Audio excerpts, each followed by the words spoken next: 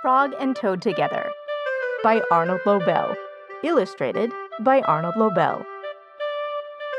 The Dream. Toad was asleep, and he was having a dream. He was on stage, and he was wearing a costume. Toad looked out into the dark. Frog was sitting in the theater. A strange voice from far away said, "Presenting the greatest toad in all the world." Toad took a deep bow. Frog looked smaller as he shouted, "Hooray for Toad!" "Toad will now play the piano very well," said the strange voice.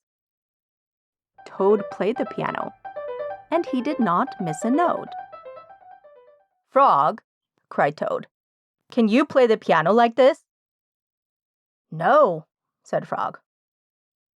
It seemed to Toad that Frog looked even smaller.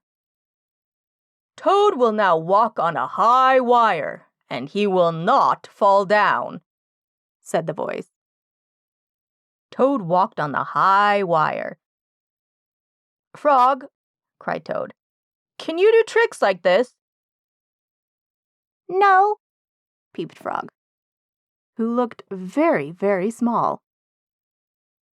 "Toad will now dance, and he will be wonderful," said the voice.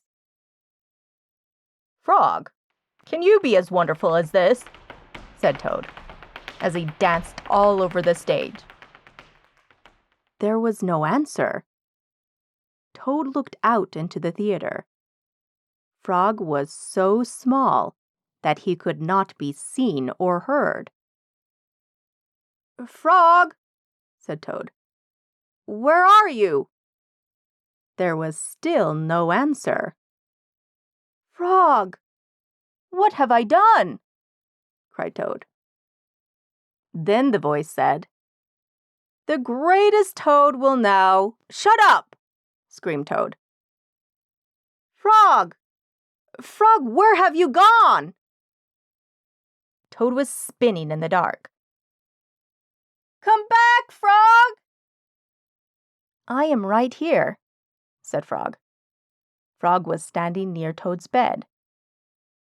"Wake up, Toad," he said. "Frog, is that really you?" said Toad. "Of course it is me," said Frog. "And are you your own right size?" asked Toad. Yes, I think so," said Frog. Toad looked at the sunshine coming through the window. "Frog," he said, "I am so glad that you came over." "I always do," said Frog.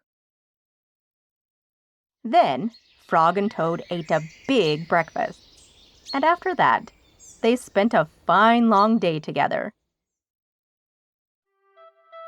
Frog and Toad all year. Down the hill. Frog knocked at Toad's door. "Toad, wake up!" he cried. "Come outside and see how wonderful the winter is." "I will not," said Toad. "I am in my warm bed." "Winter is beautiful," said Frog. "Come out and have fun." "Blah," said Toad. "I do not have any winter clothes." Frog came into the house. "I have brought you some things to wear," he said. Frog pushed a coat down over the top of Toad. Frog pulled snow pants up over the bottom of Toad. He put a hat and a scarf on Toad's head. "Help!" cried Toad. "My best friend is trying to kill me." "I'm only getting you ready for winter," said Frog.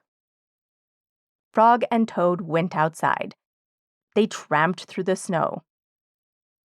"We will ride down this big hill on my sledge," said Frog. "Not me," said Toad. "Do not be afraid," said Frog. "I will be with you on the sledge. It will be a fine, fast ride." Toad, you sit in front. I will sit right behind you. The sledge began to move down the hill. Here we go, said Frog. There was a bump. Frog fell off the sledge. Toad rushed past trees and rocks. Frog, I am glad that you are here, said Toad. Toad leaped over a snowbank. I could not steer the sledge without you, Frog, he said. You are right. Winter is fun. A crow flew nearby. Hello, Crow, shouted Toad. Look at Frog and me. We can ride a sledge better than anybody in the world. But Toad, said the crow, you are alone on the sledge. Toad looked around.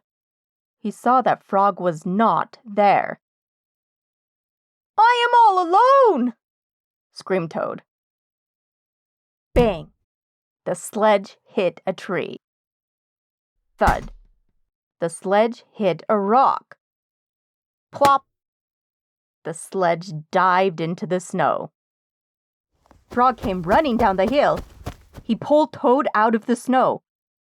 I saw everything, said Frog. You did very well by yourself. I did not, said Toad.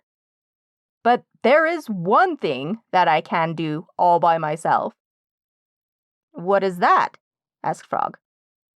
I can go home, said Toad.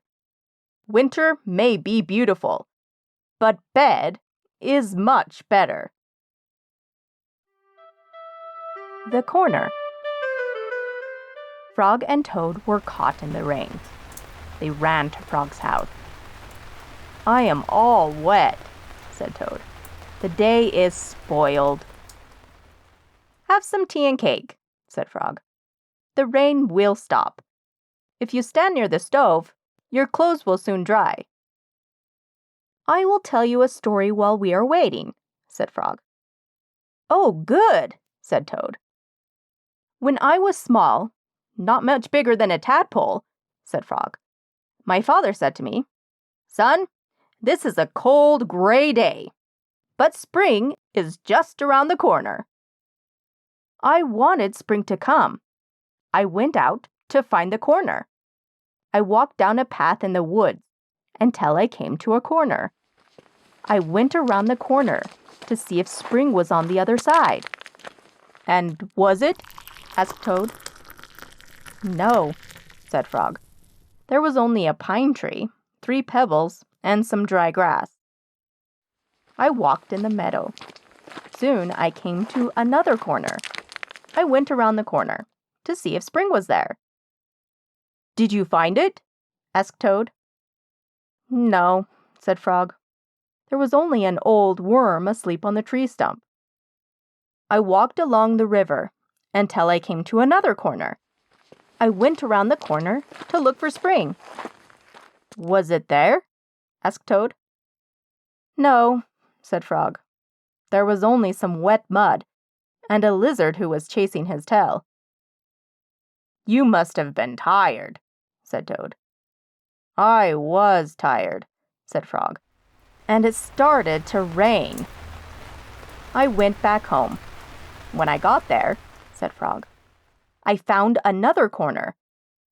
It was the corner of my house. Did you go around it? Asked Toad. I went around that corner too, said Frog. What did you see? Asked Toad.